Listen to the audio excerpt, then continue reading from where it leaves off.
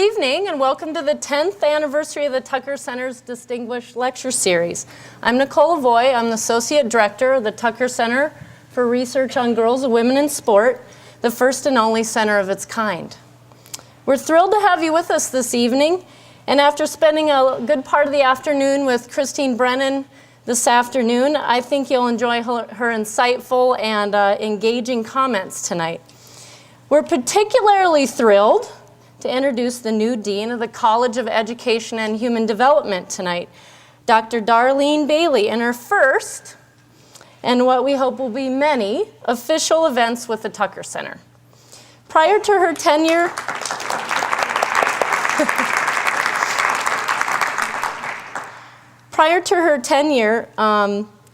Dean Bailey arrives at the University of Minnesota from Columbia University, where she was the Vice President for Academic Affairs and Dean of the Teachers College.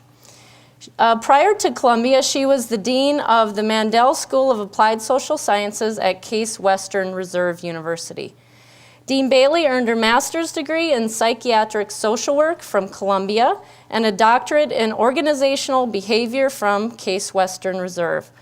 Currently holding the Campbell Leadership Chair in Education and Human Development, Dean Bailey's commitment to multidisciplinary and multicultural practice is reflected in her research and teaching, creating visionary and service-oriented leadership to ensure that individuals, organizations, and interorganizational partnerships fulfill their highest potential.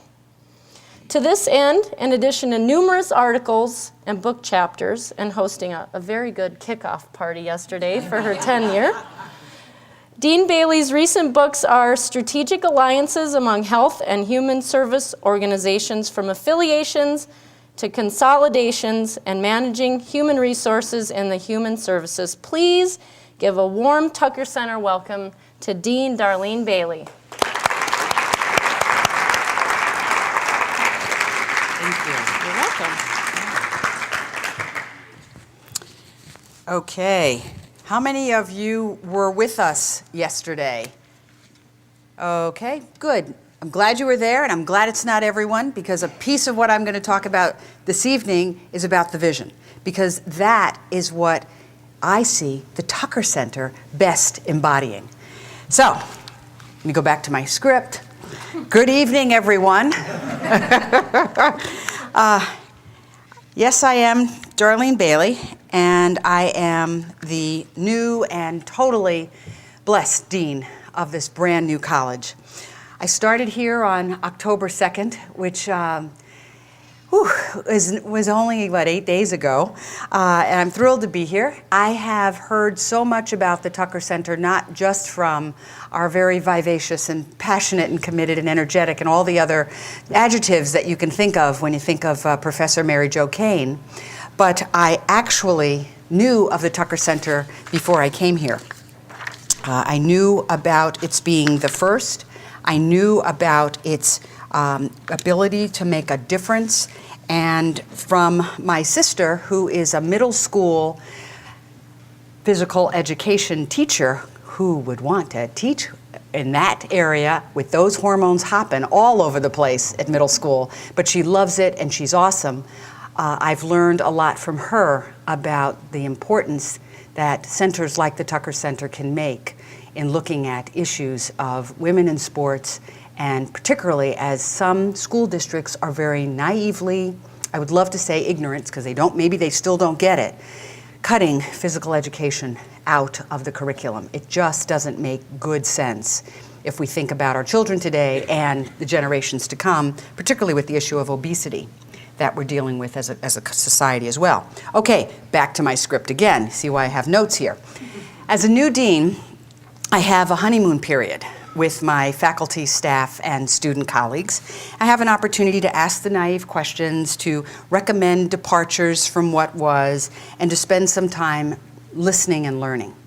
And for new deans of new colleges, I understand the honeymoon period is even longer. It's probably about 3 whole months. So just last night at the rollout celebration of our new college, I shared my vision. I'd like to tonight give you a snapshot of those thoughts so that you can see even more clearly, as I said at the outset, why I am thrilled to be here tonight and thrilled to have an opportunity to meet Ms. Brennan as well. I refer to these elements of my vision as, someone's going to say it, the 3 M's, right? And it's not the Minnesota company, right, that invented the Scotch tape and the Post-its.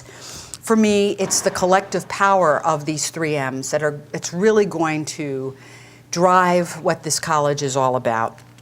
They are multidisciplinarity, multiculturalism, and a model for deep engagement in our local, our state, our national, and indeed the world community. Little teeny bit about both. Multidisciplinarity to me and for our college is a dynamic, continuously self-examining and evolving process that actively engages and reflects all of us in the college, from which will be created new ways of seeing and new ways of being in the world. I envision a future where our multidisciplinary faculty, there are some, but where the majority of our faculty who are disciplinary-based will co-design, work together to co-design programs and courses that will span multiple fields. And we've already started doing some of that work, the department chairs and I, in terms of looking at new faculty, for example. Our college has to prepare students and lead the way in preparing students that understand and are best equipped to address the issues of the real world. Issues that, as I shared last night, are not easily or clearly categorized, but are messy and overlapping. Next, multiculturalism.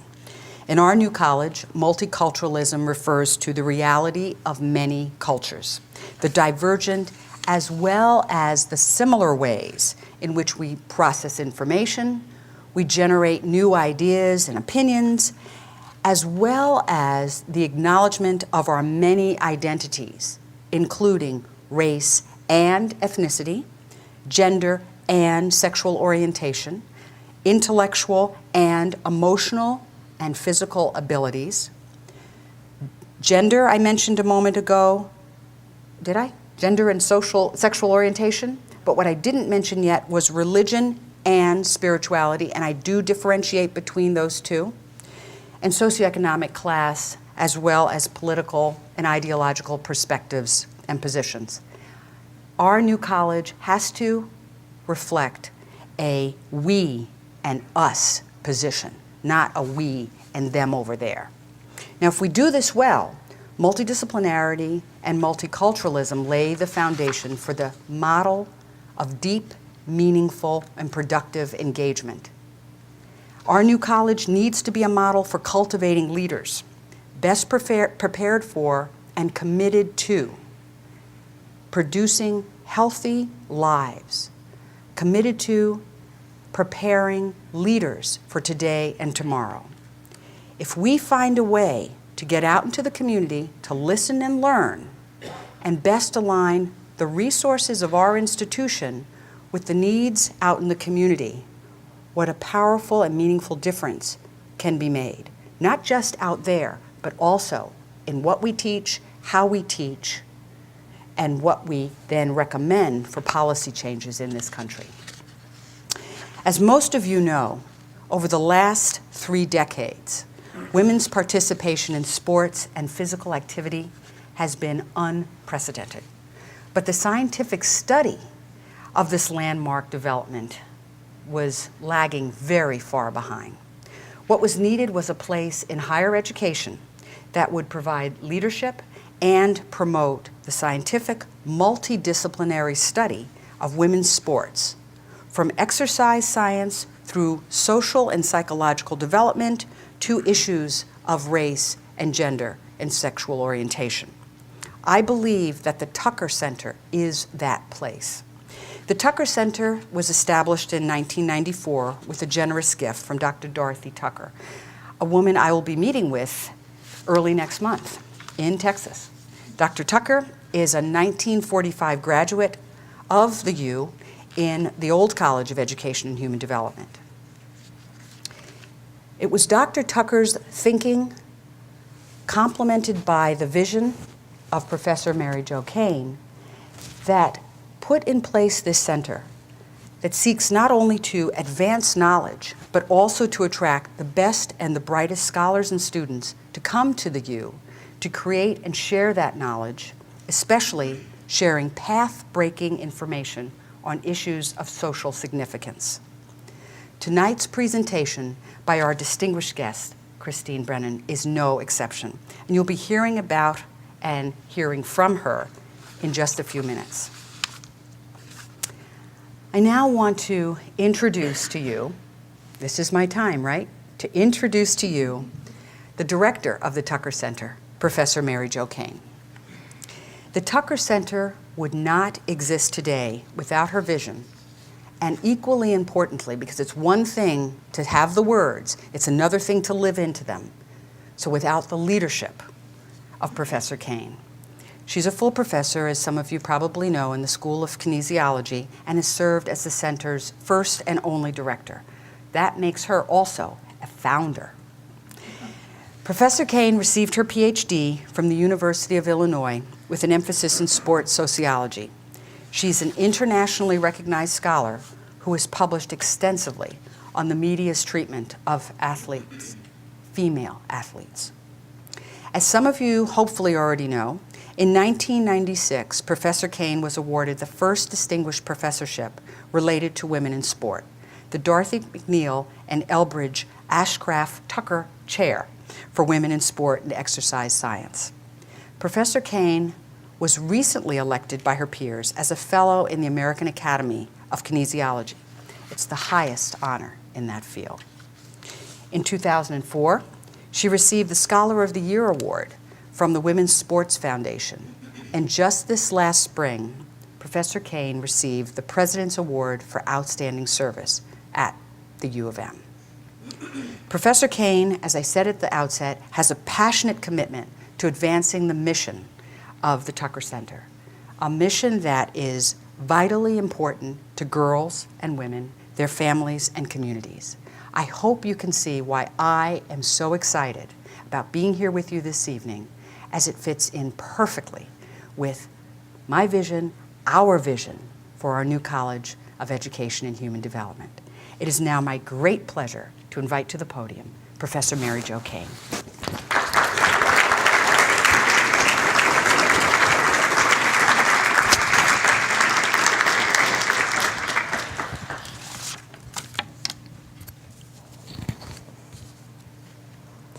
Good evening, everyone. Can you all hear me back there? Before I begin my introduction tonight of our very distinguished speaker, I want to thank you all for coming. And I also want to let you know that there'll be a reception out in the back here afterwards, although there are quite a few people back there, so I still think we have room to bring in the food at some point, which I know the students are particularly interested in hearing. If you haven't already done so, please check out the Tucker Center materials at the outside tables and sign up to get on our mailing list. And also, Christine will be signing her book out at one of the tables out there after her presentation. I want to echo Nicole Lavoie's remarks about our new dean, Darlene Bailey, and we are very honored that you could be here tonight. As Dean Bailey mentioned, her official start date was October the 2nd, so needless to say, lots of people want to get her on their calendars, and I thought it would be a great way to introduce you to not only the Tucker Center, but to the Tucker Center community, which you can see is quite impressive. I also want to just briefly acknowledge some of the people in the audience, because as you all know, without the support of people around the University of Minnesota, and our support is very wide and deep, we would not be able to be as successful as we have been. So let me just acknowledge just a few folks from the audience. First, from the Graduate School, Associate Dean Shirley Garner. Where are you, Shirley? I know. So just hold your applause and just stand. Rusty Barcelo, Senior Vice President for Multicultural Affairs. Joel Maturi, our athletic director, who has spearheaded the drive to bring Gophers football back to campus. And then Jim Turman, Associate Vice President and Director of Rec Sports. How about a round of applause for all those folks?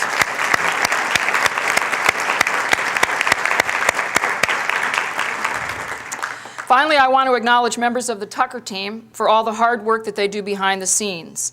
Erin Becker, Heather Maxwell, Nicole Lavoie, and last but never least, Jonathan Sweet. How about a round of applause for the Tucker team?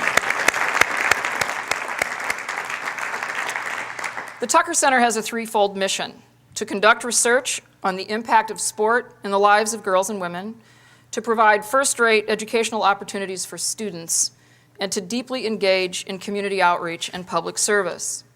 Our distinguished lecture allows us to bring all parts of that mission together by inviting nationally known scholars and educators who can share the latest information and highlight the most significant issues on how sport and physical activity make a difference in the lives of girls and women, their families, and their communities. I can think of few more important areas to examine than how mainstream media coverage shapes our attitudes and values about women's sports and the role of women journalists in that enterprise. For those of you who know me, you won't be a bit surprised to learn that last night when I got home from work, I watched one of my very favorite things, and that is Monday Night Football. What is relevant about that for tonight's lecture is that both sideline reporters were women. Susie Kolber and someone who is familiar to many of us in this audience, Michelle Tafoya. That women would be given a legitimate spotlight before a national audience in the commentary of men's sports, particularly when that sport is football, was obviously not always the case. And I certainly don't want to paint a rosy scenario about women's roles as sports journalists because many challenges still remain. For example, last June, the Institute for Diversity and Ethics in Sports released its racial and gender report card of the Associated Press sports editors. Not surprisingly, there are pretty grim statistics when it comes to women sports journalists. Only 5% of all sports editors are women, and the percentage of female sports columnists and reporters isn't much better, just 7% and 10% respectively. Given that women comprise over half of the population and represent 43% of all intercollegiate athletes, one would hope for better numbers in this most important profession. Let me just say as an aside, though, on a more upbeat note, we in the Twin Cities are most fortunate to have a number of women sports journalists, and some of them are in the audience tonight. So I would also again like you to hold your applause, but Pam Schmidt and Rachel Blount from the Star Tribune, if you all would stand up. I know they hate this, but it's okay. Rita Maloney, I don't know if Rita is here. Rita Maloney, CCO Radio, and also who does color commentary for the Minnesota Golden Gophers women's basketball team.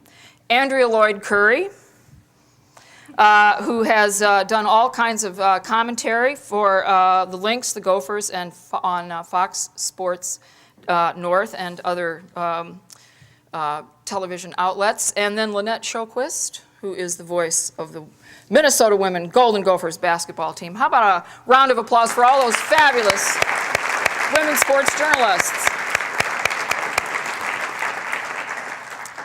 The fact that I can identify such women, meaning point out females who have carved out professional careers in an area still dominated by men, is a testament to the pioneering efforts of tonight's speaker, Christine Brennan. Growing up in Toledo, Ohio, Brennan dreamed of the opportunities that today's sportswomen take for granted. She attributes her early love of sports to a father who encouraged her passions as a football and baseball fan, a young girl who knew more sports statistics than most boys her age. Brennan received undergraduate and master's degree in journalism from Northwestern, and in 2004 she was inducted into that university's School of Journalism's Hall of Achievement. Fresh out of college in the early 1980s, Brennan was the first full-time woman sports writer at the Miami Herald. Speaking of firsts, in 1985, she became the first woman to cover the Washington Redskins as a staff writer at the Washington Post. She wrote from the Washington Post from '84 to '96, covering several Olympic Games. And while covering the Olympics in 2002, she broke news of the pair's figure skating scandal in Salt Lake City.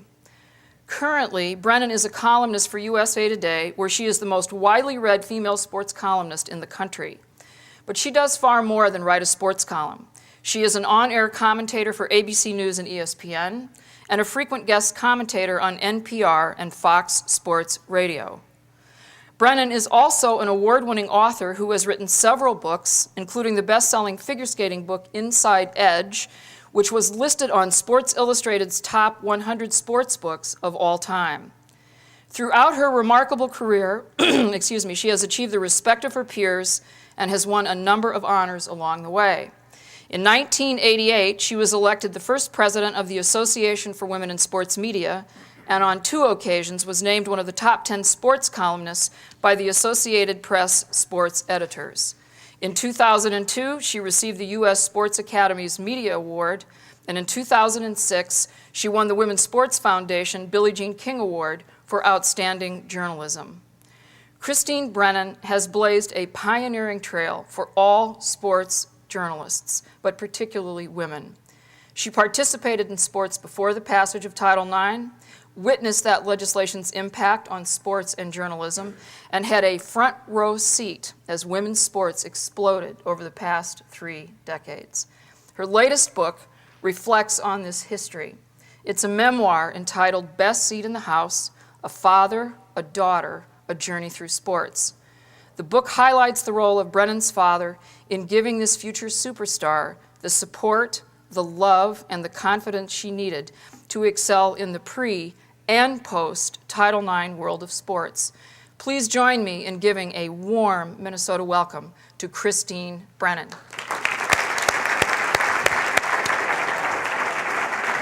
Okay, thank you. I better take that. Yep. All yours. Thank you. Well, thank you, Mary Jo. I'll get out of your way. Oh, that's okay. This is teamwork, huh? Some people pass a baton. We're passing the lavalier mic. There we go. Thank you, Mary Jo. My goodness. Wow, I was trying to figure out who you were describing.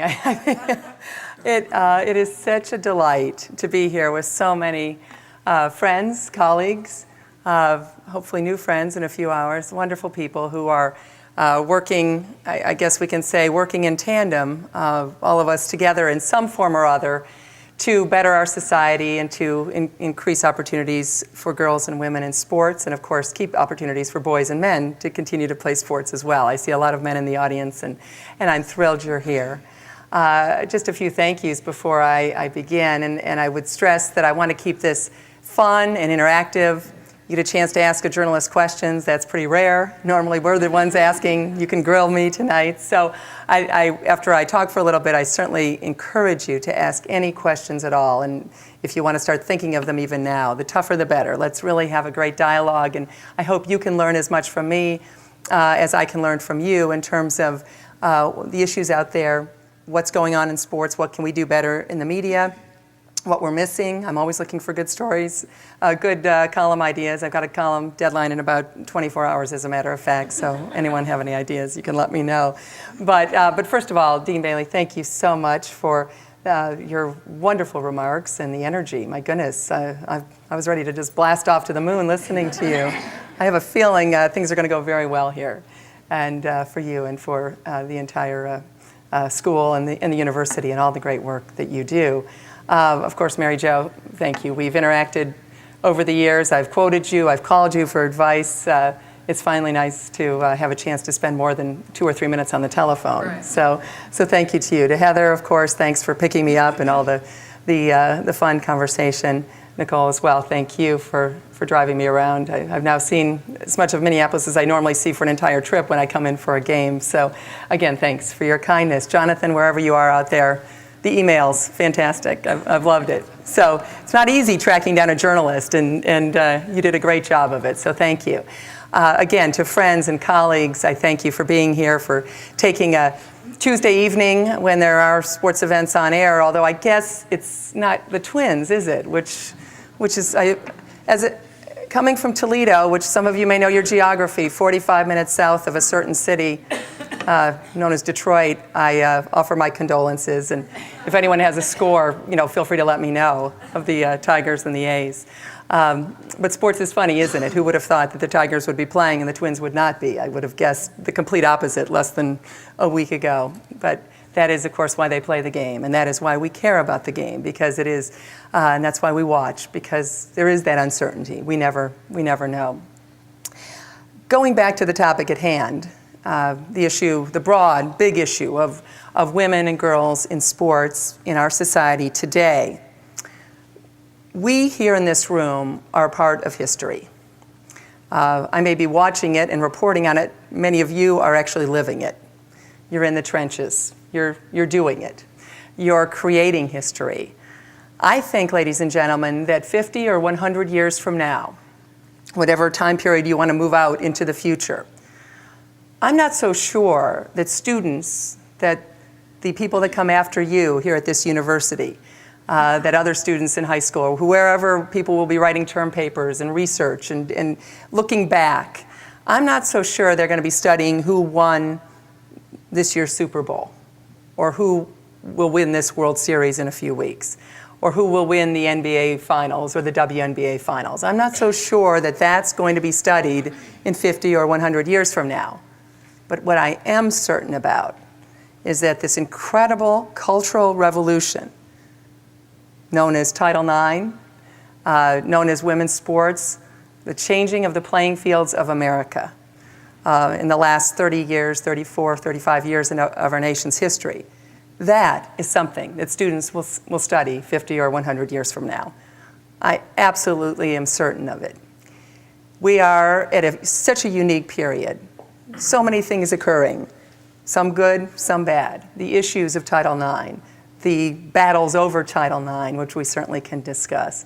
All of the things that have been rolled into this, not just a sports story, a cultural story, the changing of an American way of life. I think that's all what Title IX is, signed by Richard Nixon. That always throws them when they hear that. Signed by Richard Nixon in June of 1972. And the Tucker Center, you're right there. That research, that our mythical student 50 or 100 years from now, you're the youngest person in this room, your grandchild or great-grandchild, that research they're doing will be fueled, will be helped by the research of the Tucker Center. There is no doubt in my mind, because what you're doing here on this campus is being done nowhere else. I wish, in fact, I'm guessing that you will lead the way and others will follow suit.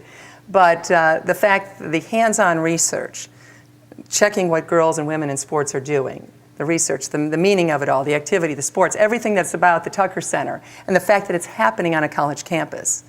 So the great role that academia plays in this research about our sports and our games and girls and women getting this opportunity, there's no doubt in my mind that because of the Tucker Center, because of all of you and your interest in the Tucker Center, there will be kids who can get footnotes for those term papers in 50 or 100 years from now, although I guess they probably won't have footnotes and they probably won't have term papers. But whatever it is they're doing, the Tucker Center will have helped them do it. So if you ever doubt, and sometimes we all doubt, don't we, what we're doing on a daily basis, does it matter, who cares?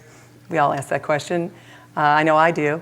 Then I don't think those of you who are working here are part of this wonderful center should never doubt, because you are on the cutting edge of something great and something important, that's something that's going to be long-lasting and worthwhile long, long after we're gone. I say that because, and for those of us who are in their 40s, anyone really in their, 50s to 30s in this room, we've lived it, haven't we? I mean, it has been a part of our history. Can you imagine going back to 1972 and with your parents or whoever you might have been driving along with, looking at the playing fields, I mentioned a moment ago, the playing fields of this country. They were filled entirely with boys. Again, nothing wrong with that. Boys and men in this country had wonderful opportunities for years, and still have them, of course. But basically, except for, I guess, a high school, field hockey game or the occasional girls' sport that might be going on, or gym class, phys ed, no girls. You never saw girls' soccer. It's so interesting to think about how things have changed in one generation, in the blink of an eye in our nation's history. I tell this story. I would have been the kind of girl who would have been running from one soccer league game to another, changing jerseys in the back seat of the car. Would have literally played volleyball and basketball practically at the same time, if you could. I was one of those girls who couldn't get enough of playing unorganized sports, the old sandlot way that many of us grew up playing sports with the boys in my neighborhood. right across the street from the University of Toledo, in a little subdivision called Old Orchard in Toledo, Ohio, in the 60s and 70s. Again, I would have been someone playing all those sports and running around and grass stains on my clothes and my knees and baseball cap on my head. Can anyone guess how many organized sports teams I played on before my freshman year of high school? Anyone guess? Just go ahead. Zero. I asked my nieces just to kind of do my own little Tucker Center research. This is, the extent of my research is to ask a question or two on this. I asked my nieces in the same suburb, just outside of Toledo now, Ottawa Hills, in Ohio, how many sports my nieces are now in high school that they had played. And they counted them up, and one had 22 and the other had 25. 25 organized teams before their freshman year of high school. Is this an incredible change or what? And we're right here sitting on it, watching it happen, reporting it, affecting that change. That's remarkable. Just stunning. So when someone tells you, I don't know, Title IX, yeah, well, I think it has had a huge impact. For those of us growing up in the 60s and 70s, there was more. And I think it is important. Some of you students in the crowd might say, well, I've heard this from my mom or my dad. Well, I apologize for the next couple of minutes if I do sound like your parents. But it really is it is a part of our history, isn't it? To think about how things were back then. Of course, keep in mind there were no cell phones and no VCRs and no answering machines, no CNN, no ESPN, and I think Abraham Lincoln was president, it seems like. It was that long ago. But, of course, no organized sports for girls. Now, I was unusual because I was playing sports, and I was so tall. My mom joked that I was born size 6X and kept right on growing. And she would just take out the hem on the Girl Scout dress and until there was no more room left to go. And the boys wanted to play sports with me, and so I joined them. And I'm sure I'm telling a story that many of the women here in this audience, you live this too, of being picked to play with the boys, and they told all the other girls, to scram, go play Barbies or whatever, but I was able to play with them. And I give my parents, and talk about busting stereotypes, my Republican, rock rib Republican mom and dad, I stress moderate, probably even liberal Republican in today's world, definitely moderate or liberal Republican in today's world, parents who, I'm the oldest of 4 kids. There were no older brothers involved. This was just me. And I love sports. And my mom and dad, especially my father, couldn't wait to get home from work so he could throw the baseball with me in the backyard. And for my 8th birthday in 1966, I asked for a baseball mitt. And my dad went right out and got it for me. What were the neighbors to think? What's going on over there at that Brennan household? What weirdos must they be? My dad couldn't have cared less. He went out and got me a baseball bat, so that I would have the complete set and be able to play baseball with him and with the boys as long as possible into those wonderful summer evenings where it stayed light on the very western edge of the Eastern time zone until 9 or 9:30 at night. That was my summer. That was my life. And I was encouraged. My parents, honey, go ahead. Do whatever you'd like to do. I was keeping score of baseball games, an entire season, ladies and gentlemen, of minor league, Toledo Mudhens, AAA baseball. I sat there every day and kept score off the radio. Was I a little crazy or what? Not only was no girl in America probably doing this in 1969, I have to say very few boys were doing it as well. And yet my mom and dad said, sure, go ahead. Now, you might say, well, okay, but you had role models. There must have been something to say you could do this later on. I've got to tell you that in the late 60s and early 70s, graduated from high school in 1976 in Toledo, it would have sounded more normal for a girl my age to say she wanted to walk on the moon than that she wanted to be a sports writer.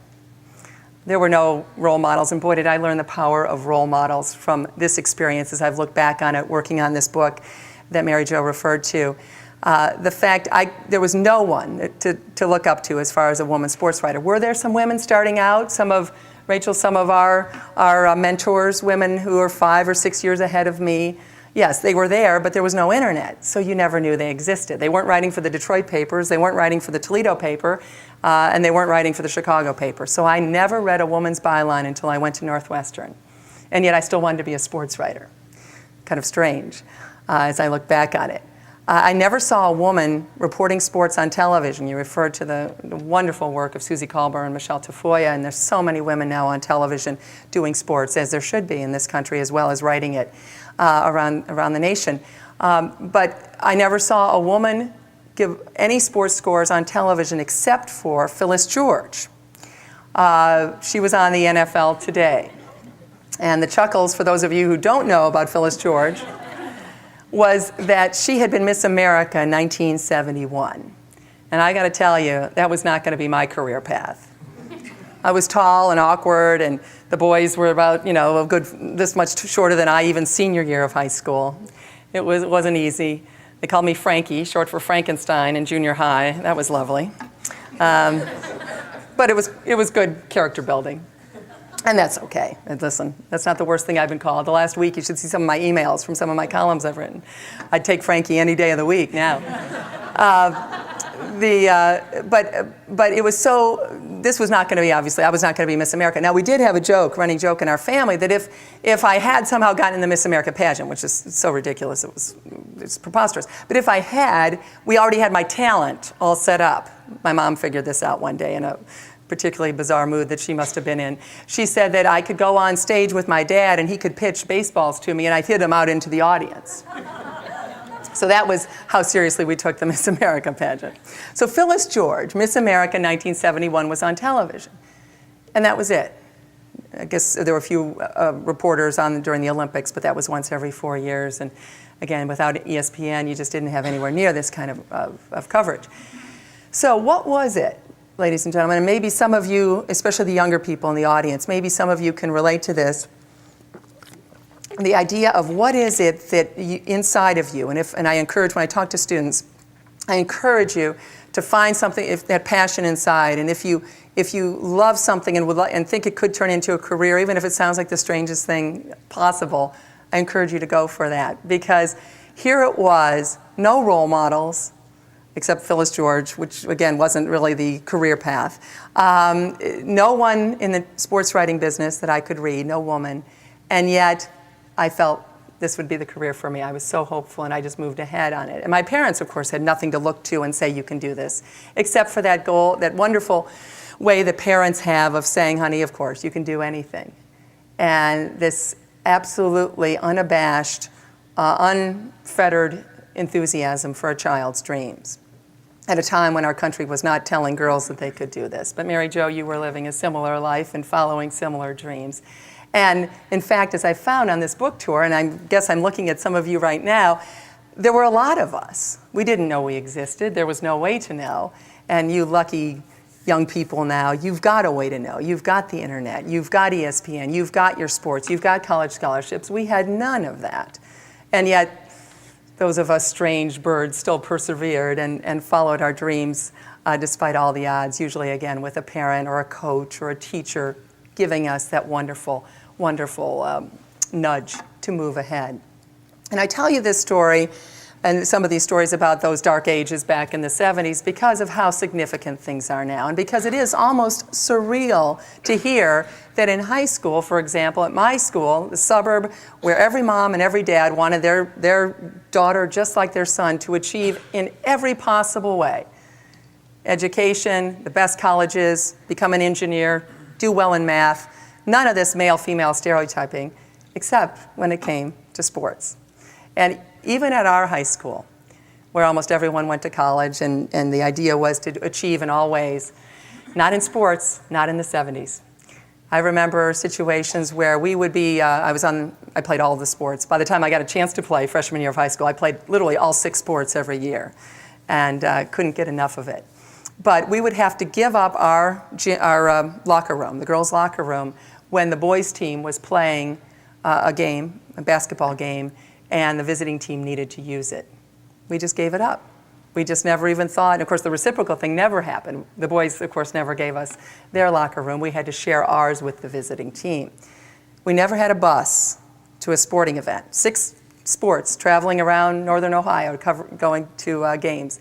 Our moms drove, or the kids drove. And if we didn't have enough drivers, we had to cancel our games. That happened several times in softball.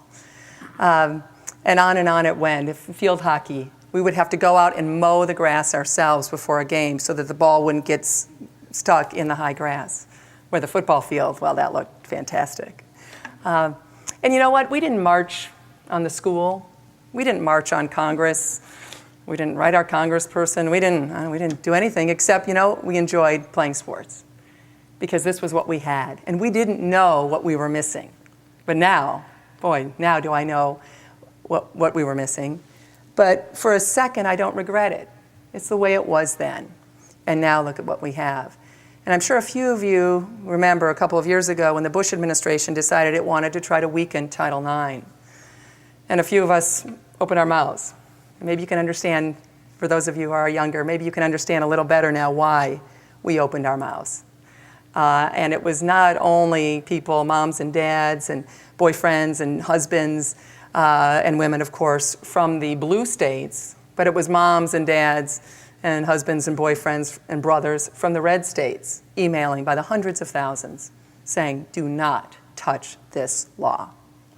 So next time you hear a Title IX debate, and there will be one, Lord knows, there's going to be another one, think maybe about some of these stories that this old athlete stood up here on the night of October 10th and told you, and when Mary Jo and others tell you about other kinds of stories, they're true, they're real, and it was only a generation ago. And that's why I encourage all of you to fight so hard for this law that has not only changed the playing fields of America, but has changed America. One last thought on Title IX before moving on. The idea that this nation, for decades, generations, told 50% of its population, no, you cannot learn about winning, and even more important, losing at a young age. You can't run, you can't play, you can't learn about sportsmanship. You have to be a cheerleader, sit on the sidelines, watch your brother. You can't play. That's literally what Title IX, signed by Richard Nixon, as I said, in June of 1972, that's what started to change everything. Although it was slow, treated as a recommendation for about the last 10 or 15, for those first 10 or 15 years, sadly, which is why those lawsuits and so much of the rancor developed, because athletic directors didn't move quick enough, didn't move at all. And yet no one's been thrown in jail because of Title IX or lost a scholarship or even had their wrists slapped. But the reality is that we have made better U.S. citizens because of Title IX. Not only, of course, the wonderful opportunity to have physical education and run, the obesity issue that you mentioned, Dean. Title IX is one of the best ways to conquer that. But also, whether a woman is going to be a mother, which is a wonderful, wonderful profession, whether she's going to be a doctor, a lawyer, a teacher, whatever she's going to be, she will be better at it for having played sports. And I know you are all test cases, you young folks out here who've are playing sports, I'm guessing now. I can't wait to see what your generation produces in terms of the American workforce, in terms of things that have nothing to do with whether you're coaching or becoming a professional athlete, which I certainly hope that some of you have that opportunity. But sports isn't really about that. It's about making yourself a better person, and we are creating a better country, which was all the more puzzling why the Bush administration decided it wanted to attack this law that I think is the most significant law that has occurred in this culture, in our country for women and girls in the last 35 years. Title IX, and again, I'm open to all questions, so I hope you're thinking of some, and if you disagree with me, I want to hear that too. But one of the incredible stories, in fact, I would say, and I'd love to hear if my colleagues agree or not, but I think maybe the most amazing story as we look at women's sports, the title of the lecture, Best Seat in the House, women's sports as they've progressed from the 20th to the 21st century, looking at it from the press box and from the sideline and from the locker room even. One of the big stories that I think reflects what I've been talking about the last 10 or 15 minutes occurred in 1999. It occurred with a sport that the United States really doesn't care about even now as a spectator sport. Participatory, absolutely, but spectator. It's the sport that I know many of you probably love, and many of you grew up playing, and that is the sport of soccer. And I'm sure now you remember those days fondly in the summer of 1999, from late June to early July, the Women's World Cup of soccer. I dare say that there would have been very few takers in the country if I had said, you want to bet on this, maybe in June of 99. July 10th of 1999, I'll just paint a little scenario. The Rose Bowl, that great bastion of football, which, by the way, I love college football as much as anyone on the planet. So not trying to do anything as far as negative with that, with Title IX, no way at all. The Rose Bowl, that bastion of college football, will be filled to capacity, the capacity that it had that day, over 90,000, with dads and daughters and sons, many of them wearing Mia Hamm jerseys, number 9, including the boys. And I got to tell you, a generation earlier, I don't think my brother would have been caught dead wearing a woman's sports jersey. I'm sure my dad would have made sure of that, because that would have just been absolutely the strangest thing possible. Of course, there were no women's sports jerseys back then because there were no women's sports teams. But if there had been, it would have been a strange thing. And here are boys wearing Mia Hamm jerseys. That's incredibly significant. I still kind of am amazed at that particular anecdote, out of the hundreds of them from the 1999 Women's World Cup. But that Rose Bowl is filled on this beautiful day, July 10th, a Saturday, 1999, with dads and daughters, moms and sons, all cheering their brains out for a soccer game. And as it turned out, a 0-0, as I say, 0-0 soccer game, with, of course, the penalty kicks, Brandi Chastain, the famous taking off her shirt, the U.S. wins. And the bet, I would have said, that I bet you anyone on earth would have said, no way, if in early June I had said, guess what? The cover of Time, Newsweek, People, and Sports Illustrated in mid-July 1999, all one subject, the Women's World Cup soccer team. I don't think, I did some research for my book, and I don't think, in fact, I'd love to hear it if anyone has an idea, I don't think that any story in our history has ever had Time, Newsweek, People, and Sports Illustrated in the same week. Time, Newsweek, absolutely, it happens all the time. Time, Newsweek, and Sports Illustrated, yeah, a lot. Olympic hockey in 1980 comes to mind. I think Mary Lou Retton at the Olympics in 1984. That happens occasionally. But Time, Newsweek, Sports Illustrated, and People, throw People in. That takes it to a different level entirely. So this story, of course, captured that. Was on the cover, hit for the cycle. And it was about soccer, a sport that Americans to this day really couldn't care less about as a spectator sport. But this wasn't about soccer, was it? This was about the very personification of Title IX. The nuts and bolts we were talking about a few minutes ago, that sometimes you hear Title IX and I know your eyes glaze over, oh no, I don't want to hear any more about proportionality and numbers and all that. I understand, believe me, I do.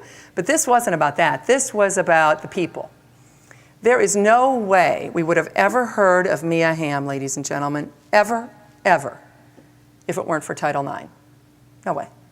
She exists as a human being, but you never would have heard of her. Never would have heard of Brandi Chastain, Julie Foudy. Thank God for Julie Foudy fighting for Title IX a few years ago. You never would have heard of these people. They wouldn't have existed in our collective consciousness because they would have not had college scholarships, and so they would never have gone on to play in college at North Carolina or wherever, made the national team onward. The fact that America got a look at what this law had created and not only liked it, but fell in love with it. These were the girls next door, weren't they? And there's nothing wrong, by the way, with that term. I love that term. And even though I love to use the word women when you're describing people after high school age, the reality was these were the girls next door. They were all American. And more interestingly, and it's a topic that comes up a lot, and we can certainly go into that if you'd like, the idea of the bombshell aspect of sports, the Anna Kournikova aspect, which I think is a big deal, even though she's long gone and become a cautionary tale in many ways, how not to do things. The reality is that here this nation was falling in love with Time, Newsweek, People, Sports Illustrated, with a whole bunch of big women in baggy shirts and baggy shorts and long, tall socks. And in fact, I had an interesting comment from a middle-aged man, a good friend of mine, who he said when Brandi Chastain ripped off her jersey to see how cut she was the shock of all shocks. He might have been the only man in America not looking at the bra, but let's give them credit for that. Anyway, the point being, that is the kind of impact this team had on our nation. It was a stunning, stunning thing. It's unfortunate that the powers that be in soccer, because I know someone might say very validly, well, what's happened? The Pro League started, the Pro League failed. The Women's World Cup itself, it's kind of fallen off the radar. Well, unfortunately, the leadership of FIFA, the international governing body, I think has made a huge mistake. They saw how popular this event was in June and July, and they have now moved it to September. I dare say that men's soccer, the Men's World Cup, which I was into, I'm sure many of you were into it too, this summer, if you move the Men's World Cup to September, the TV ratings would be terrible in this country. How are you going to find time in between the NFL and the baseball playoffs and college football? Just no way. Absolutely no way. So why FIFA, in its infinite wisdom, decided to put the 2003 event in the fall. It was supposed to be in China, came to the US after the SARS epidemic. And then next year, which is a big deal because it is in China and it will be in many ways a prelude and preview for the 2008 Beijing Olympics. So you'll see more coverage probably of next year's Women's World Cup, in part because, or in fact in large part, because it will allow journalists to be over there looking at what China is doing with just a few months to go to these very, very important, one of the big stories of our century, Olympic Games in Beijing in 2008. But the reality is, with these Olympics and with the fact that you have this World Cup, is that again, it's in September. So why they couldn't have moved it, I know they say the weather's better in China in September than in June or July.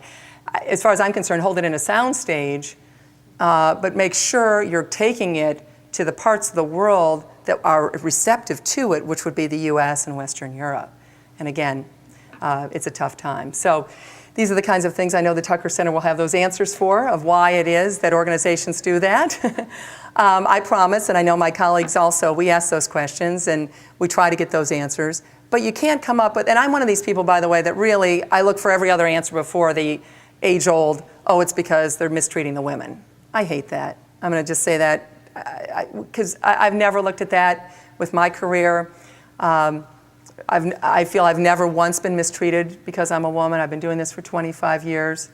I've been asked often, well, was it hard for you to get a job? I'm going to be brutally honest with you. It was easier for me to get a job because I was a woman. In 1981, coming out of Northwestern, the Miami Herald wanted to hire a woman. They'd never done that before. I was a minority. A suburban white girl from Toledo, Ohio, was a minority for the one and only time in her life. I took it and I ran with it, and I also learned a very valuable lesson about what minorities really do have to deal with. When I got teased by a couple of the guys there who since became great friends, but that skirt thing, I heard that. We know why you were hired. You're the skirt. Now, a little piece of advice, only because I'm ancient now and I can tell you this, is that you might want to slap a lawsuit on someone for doing that. And I promise you in this room, you're all going to hear something sometime, male and female, that's going to just revolt you. This actually didn't, because I thought he was joking, which proves that it's always good to be a little naive when you start anything. And I assume Gary Long, my good buddy now, but at the time my tormentor, was teasing. I don't know, I still don't know to this day if he was or he wasn't, but it didn't matter. I just laughed and blew it off and walked away. That skirt thing. If it had gone on, I guess maybe the next thing would have been to go to my boss, and maybe the next thing would have been to deal with something a little bit more serious. But it never went that far. And all of a sudden, Gary's inviting me, because he found out I played tennis, he's inviting me to be part of his tennis league every week down in Miami. And next thing you know, he's calling me over because I'm going to cover the Florida Gators football team, and I've never covered a football team before. As I said, I was a minority getting a job that I was prepared for but had never done before. Gary's calling me over to his desk and showing me how he kept score of games. And all of a sudden, unbeknownst to me, because I was too clueless at 22 or 23 to figure this out, but my tormentor was becoming a mentor and actually had a stake in my future. But that's the way it was back then. And now, when you look at, say, the Women's World Cup soccer, and you see the advancement, and you see the empowering feeling that these women had, and the confidence of, dare I say it, they acted like a men's team from the standpoint of, we're going to win, we're going to do it, we're going to do it right. Now, having said that, in these 7 years, I would say that most women's teams are acting like men's teams in that very good sense, or we could reverse it. Most men's teams now are acting like women's teams in the sense that the understanding, what these women learned at a very young age from playing those youth soccer games when they were 4 and 5 years old, what they learned as an observer looking at this, it was crystal clear to me and probably many of you, that when Julie Foudy was the captain, one of the captains of this team, and Mia Hamm and all of these great people, Brianna Scurry from up here, the great goaltender for that team, one of the stars, maybe the star with that save, although controversial, but nonetheless one of the stars of that team.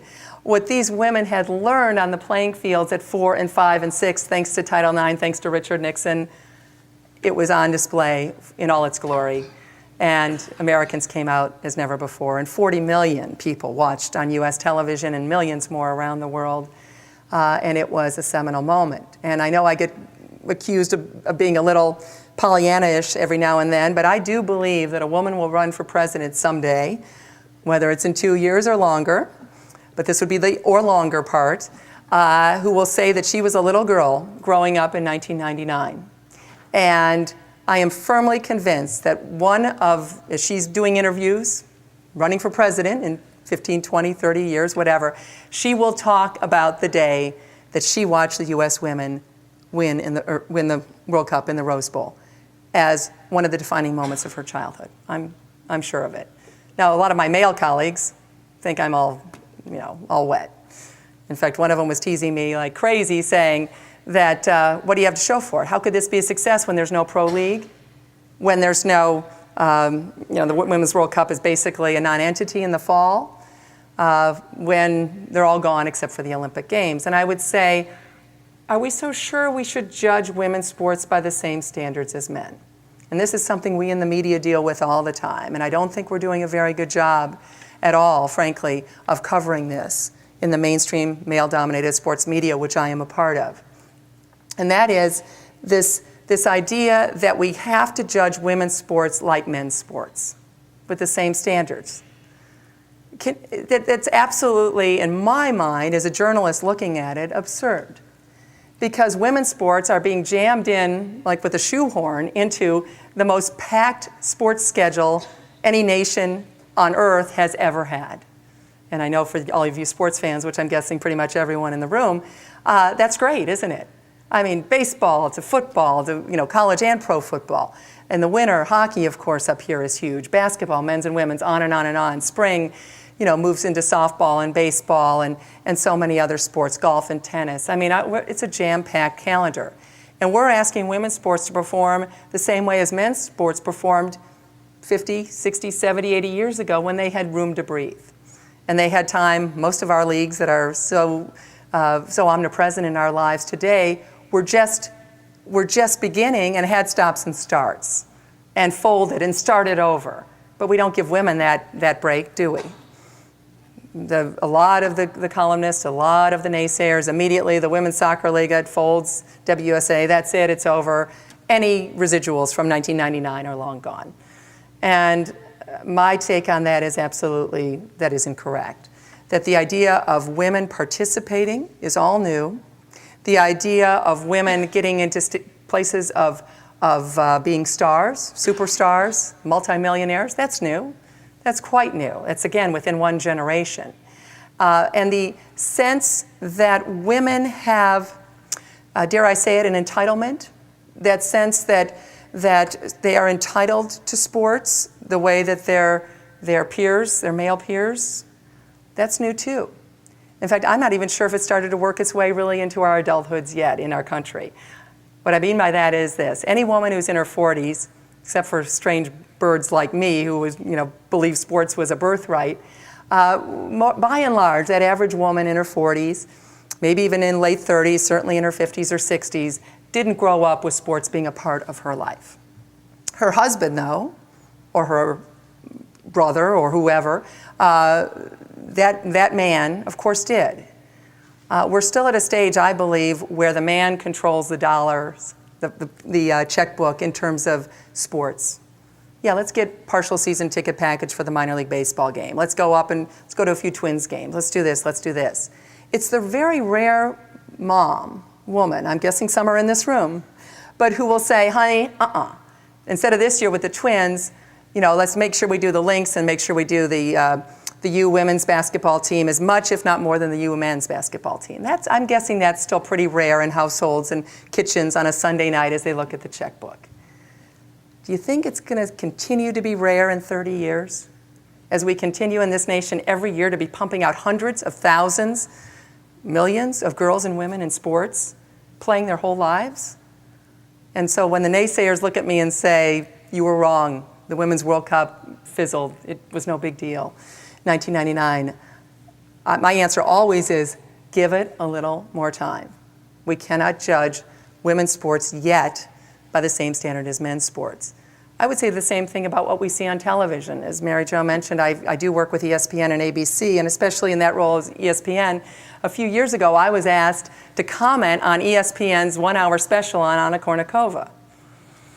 And I asked a simple question over and over again in the interview because I thought this was the one soundbite that I wanted to say. And if you've ever interviewed in television, by the way, just say the same thing over and over again. That's guarantees it will be on the air or definitely won't be on the air. And this was simply this, that I wanted to know if ESPN was going to be doing a similar hour-long feature on the best-known, best-looking male tennis player to never win a tournament. And, of course, that question was left unanswered, except by me. Of course, the answer we know is no. I couldn't even name who that man is. But that was the nature of Kournikova. I get asked a lot, and I know I'm sure you do too, about Kournikova. Well, she's been gone for what, 2 or 3 years? In her place, we see a woman who is maybe as beautiful. I'm not in the business of judging the beauty of female athletes, but a woman who is a better tennis player from the same nation. Of course, I'm talking about Maria Sharapova. This is a net gain, ladies and gentlemen, in terms of the world of women's sports. A woman who makes jokes about, I am pretty, I feel pretty, who turns that into a wonderful commercial that, of course, takes that stereotype and turns it on its ear, right, with that incredible, I think it was a backhand, to finish that commercial. I'm sure you saw those I Feel Pretty commercials during the US Open. A woman who does that, but then also is able to win, in this case, another Grand Slam, the US Open, just a few weeks ago. I say that for everyone who says, well, Kournikova shows all the bad, the media focusing on sex appeal and all that, absolutely. But she's gone. It's over. And I have to admit, I had to Google her a few weeks ago, Kournikova, to find out what, if anything, she was doing.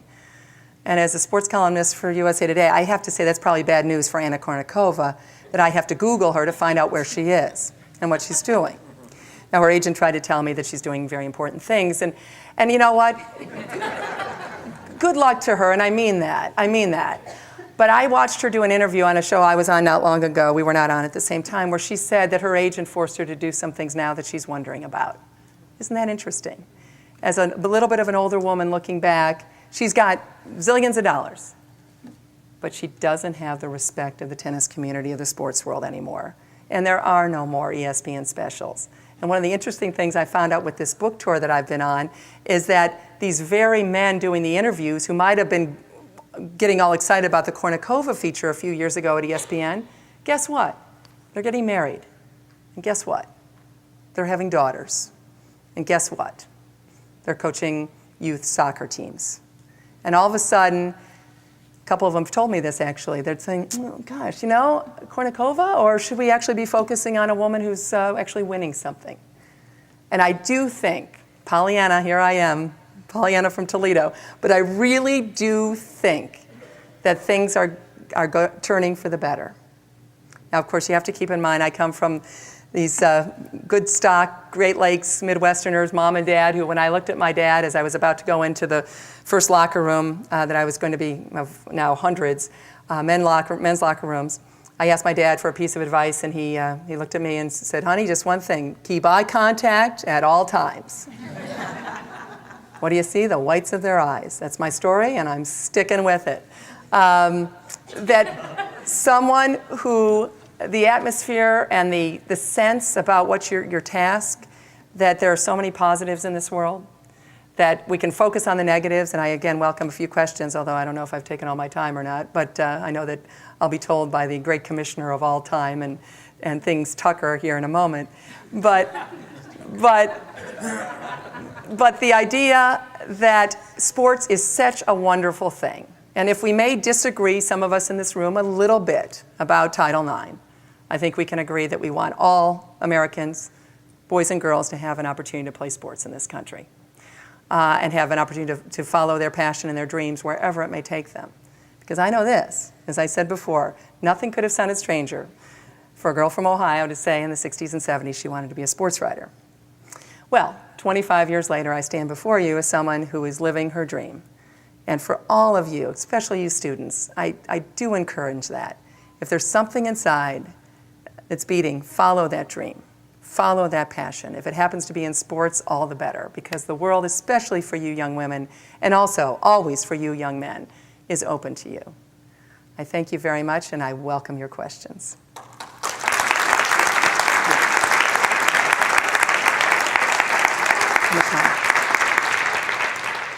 Okay. I don't know who, yes ma'am, in the blanket. I enjoyed the presentation very much. And the question I Thanks. have is, it's clear to me that white women have benefited from Title IX more than women of color. Do you have any thoughts on that? The question is about white women. It's clear that white women have benefited more than women of color or other minorities from Title IX, and do I have any thoughts on that? You know, I actually haven't given that too much thought. It's a great point, and it's probably one that would make a great study for the Tucker Center, and maybe it's already been done, has it? No, but it's your point is somewhat contested in the literature. I mean, I don't know if you want to see an Well, I was going to say, well, here's what we can do. We can do a little frickin' frack. I'll give the anecdotal as the journalist and you're in the trenches every day. My sense is, when in doubt as a journalist, you open your eyes. I do this with Barry Bonds. Hello, look at the rookie card. Look now. You know, that's well, enough on that. And any other number of Jason Giambi, et cetera, et cetera. I would say the same. I see wonderful opportunities. There's no doubt. I mean, where opportunity opens the door, I hope that it will impact many different people's lives. And I would say, looking, for example, at a sport that you all love up here, of course, women's basketball. If you look at the women's Final Four, I wasn't counting, and I'm sure no one was counting. I hope none of us was counting in this room. But it sure seemed to me that there are a lot of African American women getting wonderful opportunities. I think, we're a world where if you've got a lot of money or if you've got a lot of good luck and privilege, that's probably going to perpetuate itself. And it may go all the way through our political sphere as well. But I think that I've got to believe and hope that a law that is all about equality and proportionality for our country, I've sure got to believe it's going to help people equally. Now, here's the real story. No, I mean, that is, well, should I stand up? Sure. That is the counter argument is, oh my God, I'm just trying to sit here and mind my own business, Christine. I'll drag you in. Yeah. The counter argument is, especially in terms of educational opportunities, that were it not for Title IX, a lot of African American women would not have the opportunities to go to college on an athletic scholarship. So, and if you look at professional sports like the WNBA, there are a disproportionate number of women in the WNBA who are African American women who come out of the college ranks with scholarships. So, but we don't have any studies or data that show that white women have had a better opportunity or more of an opportunity. I mean, first of all, for all of you who've taken research methods, the first problem you're going to have is how are you going to operationally define what you mean by more opportunities? So it's a tough. Do you want me to? Go ahead. Are you sure? Go ahead. Oh, you want to follow up? Oh, come on, Rustin. Well, I think we're also talking about Latinas. We're talking about Native women, et cetera, and I don't see them in the sports world in the same way that I do see other groups. And even in this room, I see very little diversity. And so really the point is to think of all women. I'm a strong proponent of Title IX. I worked with Christine Grant on it, in fact, at Iowa. So, Well, but thank you. I am Thank you. concerned about how we all equally benefit from these things, and that I think we have to be aware of our privilege. So I'm really glad you brought that up, because I think there are these issues that we Well, need thank to you. And I know the Women's Sports Foundation is about to embark on much more work for disabled athletes in the wake of the fact that the new president of the Women's Sports Foundation, as of next week or whenever officially, will be Amy Mullins, who is a Paralympian. So again, just by having a leader, someone at the top of an organization, you can automatically call attention to things. And let's hope we all stay on top of that, I promise to. And it's a great point. It might be worthy of a column someday. Thank you. Thanks. Did I, yes, in the back. Yes, sir. I love in your book how much you talked about the lessons your dad taught you. I wonder if you could talk a little bit more about how what you learned from your dad could be passed on to other guys who are having daughters. I know who you are. You're Joe, right? That's my story. I'm thinking. This is Joe Kelly from Dads and Daughters. Am I right? I'm not being, okay. We've not met, but we've emailed and talked, and you're very kind. The question, the comment that Joe had was about the life lessons that my father taught me, and my 3 siblings as well, and that are included in my book, Best Seat in the House. And yeah, you know, my father was one of a kind. He was a Depression-era baby, born on the south side of Chicago. His family had, his dad, like many fathers during the Depression, was gone. Tried to send back money from the railroads, whatever, when he could. My father, at the age of 8, had to put food on the table by selling magazines and newspapers at the age of 8. He joked, he and my mom didn't know each other till they were adults, but he joked that my mom's family, also on the south side, just a mile or 2 away, was rich, he said, because they had a car. My mom then pointed out, yeah, but when we got in the car accident on Christmas Eve one year, then we didn't have a car for several years. So that's how bad it was. And I think I benefited in a million ways, Joe, from having that Depression-era mentality still in our kitchen, growing up with that. And while I'm so thrilled our nation has moved beyond that, little sociological comment for a second, I wish all of you younger folks, I keep looking over here, obviously over here too, have the opportunity to spend time with grandparents. I think our nation is much better served when all of us know what that era was and that sense, and there's some folks here I think who may have been closer to it than others, the idea that that sacrifice and that hard work and just discipline, getting it right. You know, never misspell a name. At Medill, at Northwestern, it was the Medill F. You misspell a name, automatic F for a paper, not an article, but a paper. My dad loved that. Oh, he was all about that. He thought that was fantastic. Date every piece of paper. To this day, I date everything. I was a little rebellious in teenage years. This is my rebellion. Let me tell you about my rebellion. It took about 30 seconds. I was taking a quick message from a phone call. I was just going to write something down, number down, and then just throw it away. My father said, he happened to be there, he goes, put a date on that piece of paper. I said, Dad, I'm going to throw it away. He goes, put a date on it. Dated it, you know, whatever the number was, dialed it or whatever, balled it up and threw it away, literally in 20 seconds. He goes, good, that's the way it should be. Well, you know what? I've never not dated a piece of paper since then. I still date a piece of paper I'm about to throw away. And how wonderful this has been when I've been searching through cabinets for old notebooks and wondering, when did I do that interview with Michelle Kwan or Tiger Woods? And there's the date on the piece of paper. My dad's been gone now for 3 years, and that's a thank you, Dad moment every single time. He had a great saying. In fact, I almost thought that I would name the book this, except it made no sense for sports. So I didn't, because that would have been really a dumb thing to do on marketing a book. But this ain't no dress rehearsal was his favorite, and that's a chapter title in the book. This ain't no dress rehearsal, meaning this is your one shot at life. And I've kind of been nipping around the edges of that one in the sense of, again, if there's some passionate thing you'd like to turn into your career if you're younger, or even if you're middle-aged and decide, hey, it's time to make this change, Go for it. My father was all about speak out, say it, don't hold back. Got himself in trouble sometimes. He was a bull in a china shop. He was the Republican Party chairman in Toledo, which is heavily Democratic, 3 different times in the 80s, 70s, 80s, and 90s. Boy, was that fun. I mean, he had a great time trying to elect, a dog catcher every now and then in Lucas County in Toledo against his best friends, and they were his best friends, the Democrats. And was just having a ball with politics the way it used to be when they all got along and when it was different than the brinksmanship we see now. He also believed in something that I'm not doing right now, which was stand up straight, shoulders back. I hear that all the time, and that's another chapter title in the book. Being tall, and I know there's a lot of tall folks in this audience, but I was so tall at such a young age. And as I said earlier, all the boys, were so short, and some of them anyway in my classes.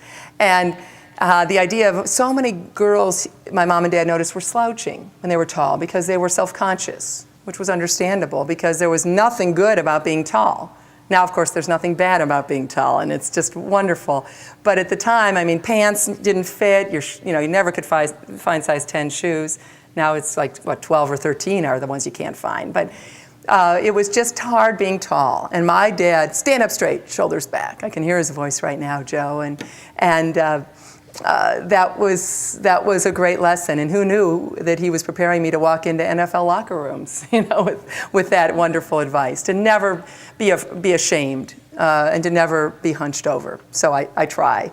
There's many more where those come from, but I think those were the big ones. And thank you for asking. Thank you. Yes, ma'am, over here. I watch a lot of WNBA basketball. It's really the only professional women's sport that's on TV except for tennis.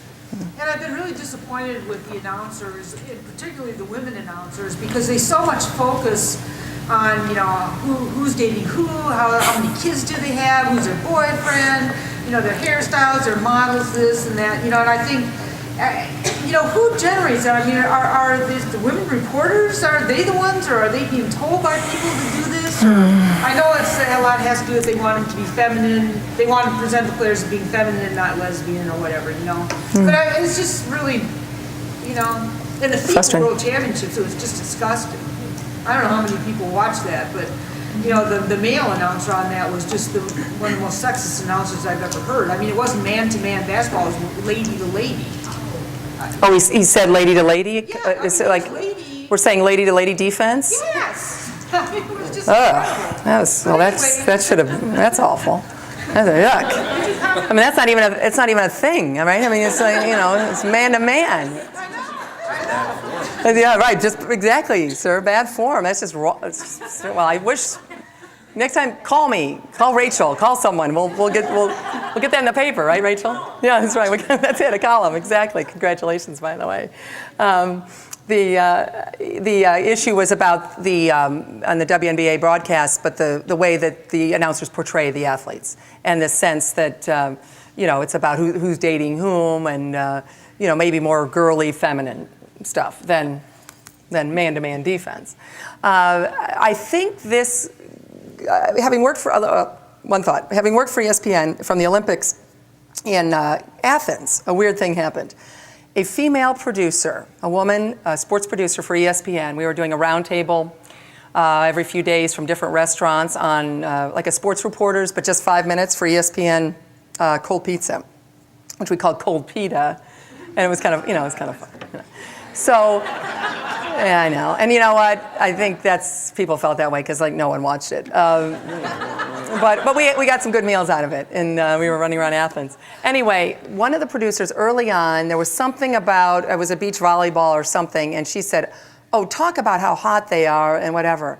And I looked at her, and she's very nice, very professional woman. She's a sports producer. She does, lots of stuff. I looked at her, I said, there's no way on earth I'm talking about that. We're talking about sports here. Now, my 3 other colleagues, all male, all agreed, yeah, absolutely. But only because, some old, Toledo fuddy-duddy, opened her mouth and said, no, it's ridiculous. I mean, would that have actually gone on the air if, say, someone else either didn't have the gumption, maybe didn't quite have I'm not going to call this producer out, right away. I just couldn't have, again, this ain't no dress rehearsal. Who cares? I mean, what are they going to do?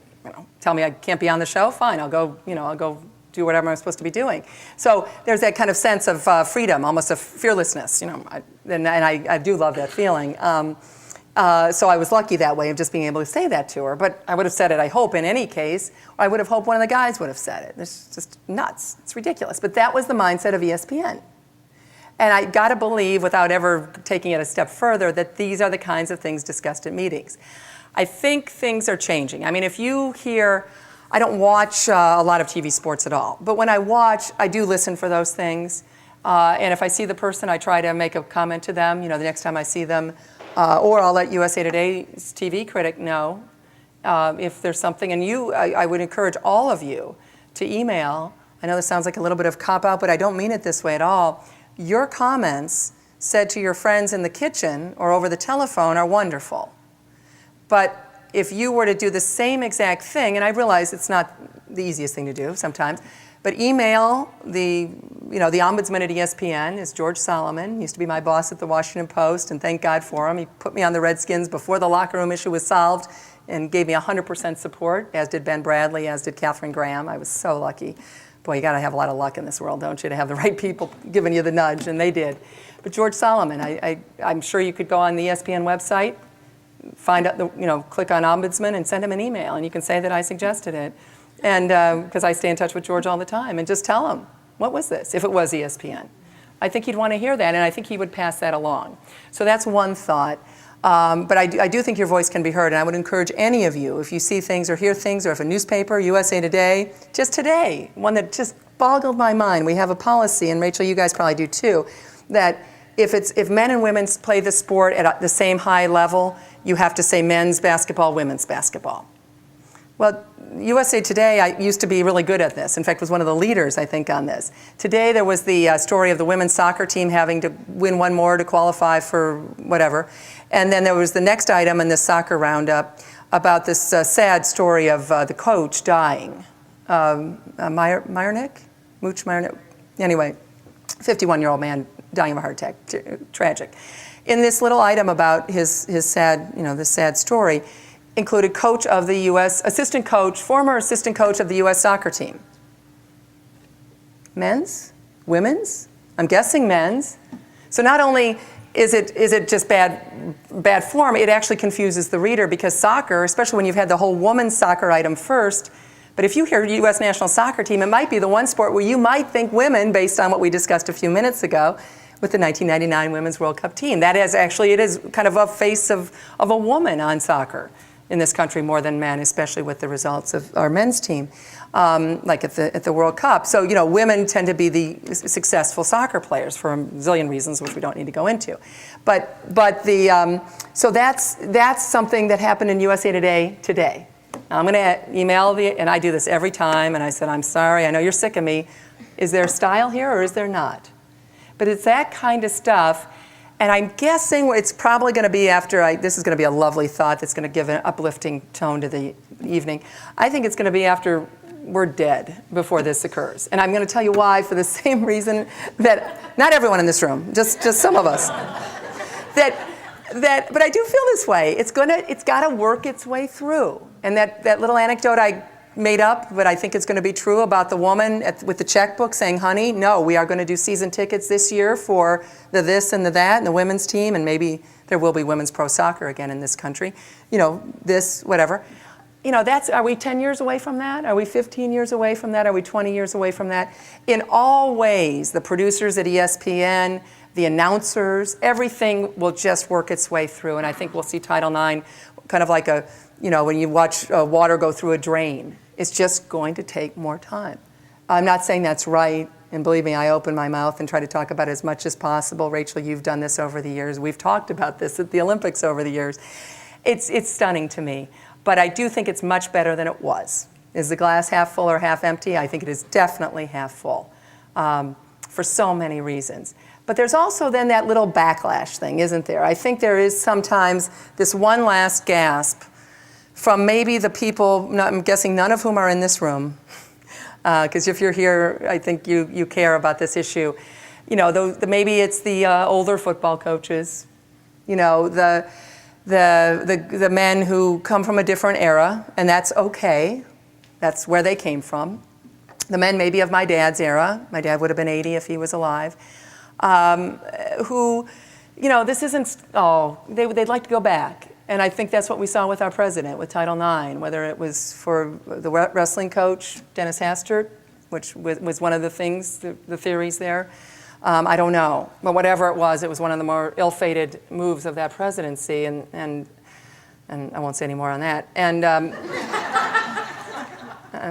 sorry, yes. But you know what I'm saying? It's like, how can there possibly, in 2003, be going after Title IX? With all the, especially when the other thing, if anyone in this room is still saying, I think Brennan's got a screw loose, I would throw out one last thing for this particular president. That among the millions of other statistics about Title IX, we know that it helps decrease unwanted pregnancies in girls, young girls. That alone should have been enough to take this administration and make it raging Title IX advocates. It just doesn't figure, right? So I think sometimes these things are like these unexplained mysteries, like the UFO that'll be circling around one day and someone will call. We just have to go through this, and maybe this is that last gasp, that last breath, that last bubble before it finally just is over. And some of these things still pop up. But good news is that fiasco a few years ago on Monday Night Football, look, as you said, Mary Jo, look at who was on there last night. Two of the solidest people in the business. You guys know Michelle Tafoya, she's fantastic. Susie Kolber actually played football throughout her junior high days.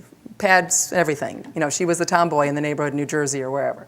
I mean, this has been a positive turn for the better. So, but I encourage you, email, call, pick up that phone, and let people know that you don't like that, because they assume if they don't hear from you that everyone must be happy with this. So thanks. I know, very, very long-winded. Yes, way in the back. Yes, ma'am. Just really quick, you're talking about, as a woman in sports media and also talking about Susie Kohler and Michelle Tafoya, the strides that women have made in men's mainstream sport, what do you make of a phenomenon like Jill Barbieri, the weather girl on Fox News? Do you, not Fox News, but on Fox Network, the pregame? Yeah. Okay, we're on the same page. Do you think that kind of over-objectification of women as journalists is a flash in the pan? Is it a part of that backlash? Is it harkening back to that George type of mentality? I'm curious to know. Yeah. Everyone heard the question about, what is a Jillian Barbieri, whatever it is, Barbieri, whatever. I can't even pronounce it.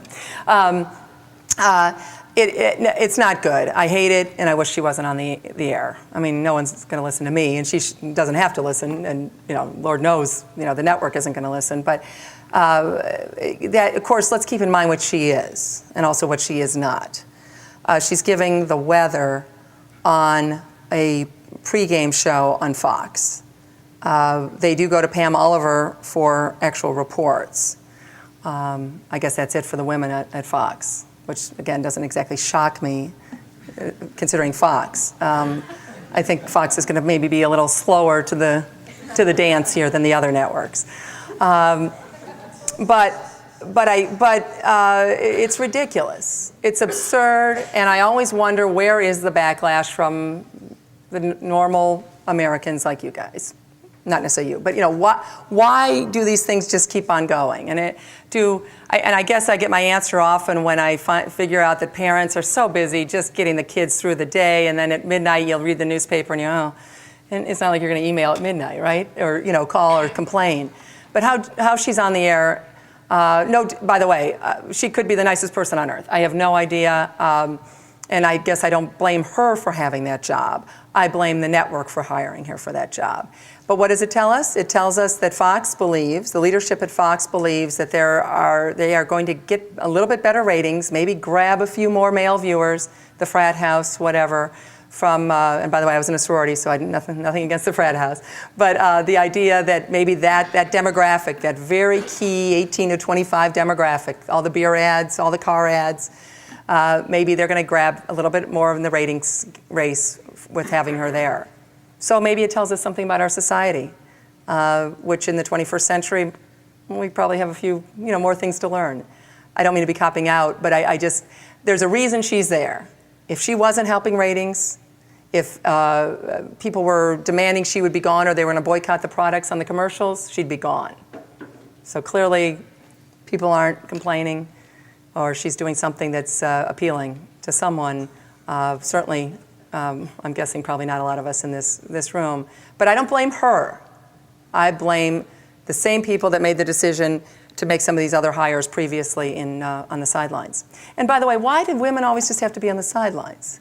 I mean, this infuriates me. I guess, again, we're probably going to answer my question by saying we're probably another 10 or 15 years away from that. There is Pam Ward. She's fantastic on Big Ten football on ESPN. And I'm guessing that 30 years ago, we would have never been able to guess that Big Ten men would have taken their Big Ten football with the voice of a woman. And now I don't think that people even pay attention. Do you?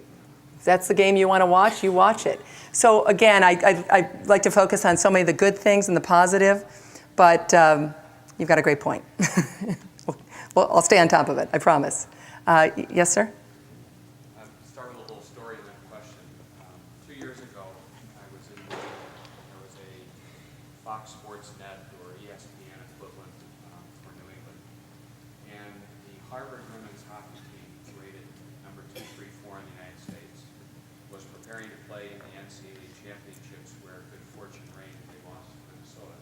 And the Harvard men were attempting to win their last game of the regular season so that perhaps they could even be in the playoffs to go to the sectionals to go to. And the television station ran. They went into Harvard's arena and interviewed the coach and 3 players at length about how wondrous the men's team was. That was rerun 8 times in 8 hours, a little 3-minute segment, without a single word regarding men's hockey. We have here an outstanding athletic director that doesn't patronize men's hockey and actually supports it well. I've seen evidence of that. The media in that circumstance is part of the problem. The media in that circumstance utterly failed to respect Title IX and utterly failed to honor enforcement or promotion in any way, shape, or form. That happens here. We have local newspapers here that spend $175,000 to a sports agency that discriminates and acknowledges discrimination. Can you address the press's role, the media's role broadly, in terms of not only not exposing Title IX issues, but in fact encouraging? It's a great question. The gist of it was about the media doing a bad job, dropping the ball on covering Title IX and women's sports, i.e. Harvard women's hockey, having great things to play for, Harvard men's hockey just playing out the season, basically, and yet and lost. And all the coverage is on the men's team, not the women's, and then our role. I was planning to say this at some point during my remarks, but I have absolutely no notes, so you can see where I was going all over the place. But the mainstream, male-dominated mainstream sports media, I think, is still doing a very bad job of covering women's sports. And it's especially interesting that this is occurring now as newspapers are plummeting. The circulations of newspapers are just plummeting.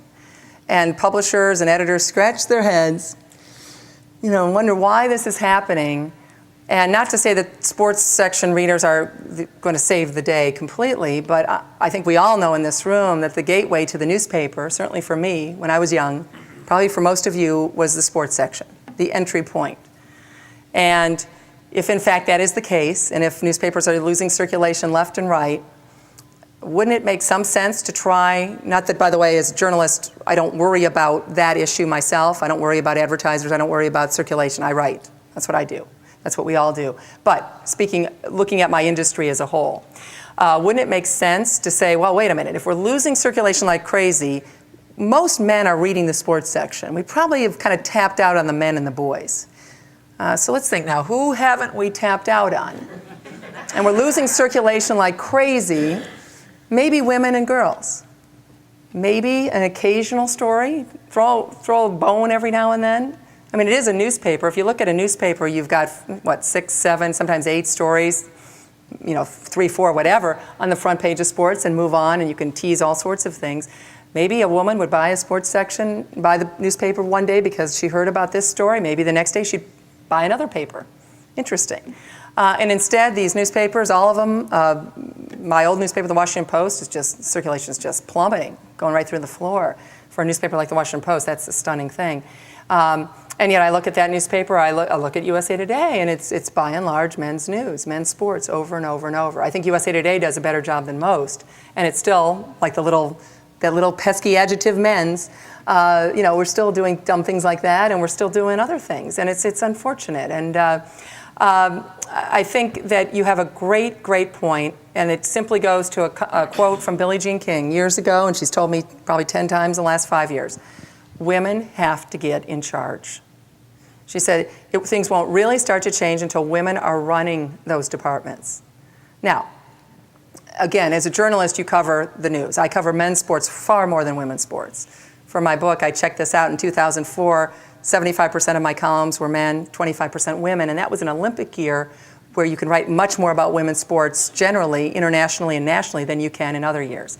And I still was only 25% women, and I'm probably writing about more women's sports than anyone else in the country. I don't know, but just in terms of a national column or a general column. And it's still only 25%. But I know I'm always thinking and looking for all good news, news stories, bad, good, whatever, but male, female. It is nothing, I'm not thinking gender. But your average male sports writer, I don't think I'm telling tales out of school here. Your average male sports writer, he doesn't want to cover women's sports. Certainly my age, and wouldn't want to. I'm wondering if the 22-year-old, the 25-year-old young man coming out of college maybe feels a little different. I'm going to hope he does. Then again, I started my whole career covering men's sports because I was put on those beats. That's what I didn't ask one way or the other. I wasn't trying not to, and then once I got a column, I was opening my eyes more to the fact and opening my mouth more to the fact that I was seeing so many injustices for women. But that came about 10 years into my career myself. So I think part of it is that it's already established, the men's sports. The infrastructure is there. Mostly men are covering sports, as you heard Mary Jo say, 10, 11% women, so that means 90 or 89% male. So it's kind of self-perpetuating, and it breaks a little bit. I mean, coverage is better for women's sports now than it's ever been, and yet some days I wonder. And your story is a very good story. Believe me, there are those of us who open our mouths and do the best we can. I know, though, I've talked to women in our business who have been concerned that they don't want to be seen as just the woman always complaining about coverage. It's very interesting. I've never felt that way. This ain't no dress rehearsal. Open your mouth, who cares? I've gone into the office a lot and I haven't been able to cover something, but I've mentioned it. Shouldn't we be doing this? I have no qualms doing that, but that's pretty hard it's easy for a 48-year-old woman. I don't know if that's as easy for a 28-year-old woman just starting out. You don't want to rock the boat too much, right, internally. Throw all this into the mixer, and I think I'm trying to give you an answer that may not be satisfactory, but trying to explain how this occurs. Picture, the last thought, going back to that, your New England cable thing. Picture the outfit there. Picture the newsroom. It's probably all men. It's all guys.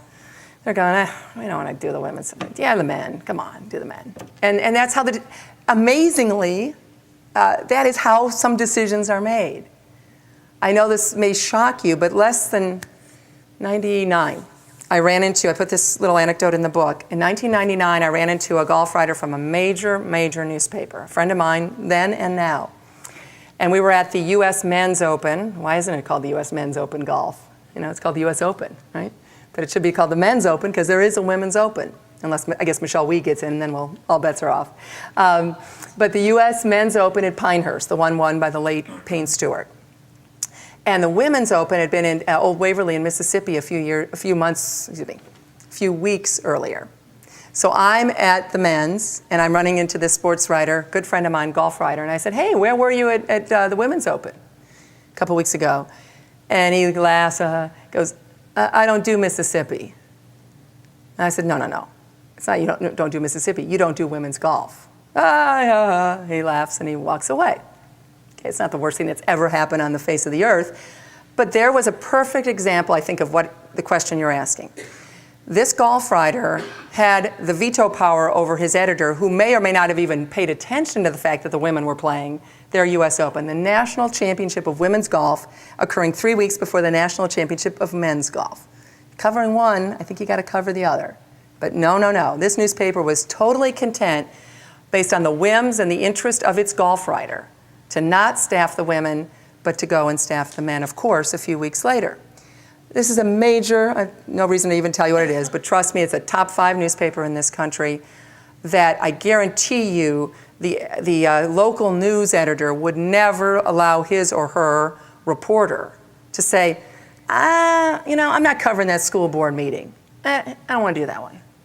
But that is how sports decisions, in some cases, I hope it's changing, are made. This was in 1999, it's been 7 years. But there's a perfect example of how things are, which again is why, while those of us open our mouths or those of us write our columns, it sure helps if some of you, I'm not passing the buck, it's up to you, but it helps if you say, this huge event just occurred and I never saw any coverage. That would be a big deal for you to call a local paper, the national paper, ESPN. With the internet, you can reach them all. And they do read these emails, and they do answer these phone calls or listen to their messages. You can play a role in that. So thank you for your question. Did I do okay at answering it? Okay, thanks. It's a tough one. That's it, because we want to leave you time to sign. Oh, that's right. I've been told that's it. Last thought, though, because I love talking about these issues. Back here, where I'm signing books, where you can buy one or you don't have to, but it is a great Christmas present. But anyway, but for your dad.